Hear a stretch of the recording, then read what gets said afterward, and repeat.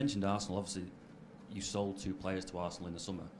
Lots of other clubs may have looked at that situation and said, if a player wants to leave, you can, but we'd rather you didn't stay in the Premier League, you can go abroad and not join a rival.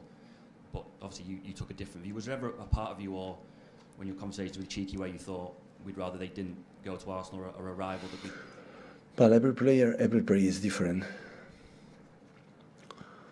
Every player is different, situation is different, but I think from my point of view that guys who gave us what they gave us, like Raheem, Alex and Gavi, what they gave us, they deserve to choose where they want to play.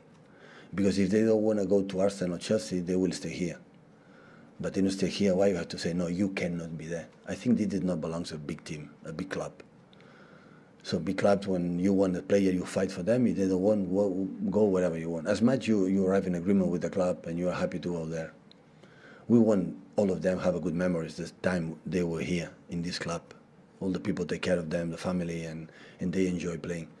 When they believe it's enough, who we are to say one person, a family, say, no, you cannot go there.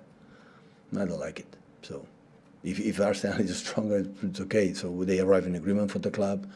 We have incredible good transfers for the club, so everyone is happy. So I cannot have impossible bad word all of them, because thanks to them we are who we are right now. Like before with Joe Hart, David Silva, Sergio company, thanks to them we are who we are. So this is a process like families past grandfathers, fathers, sons, daughters. So it's the same.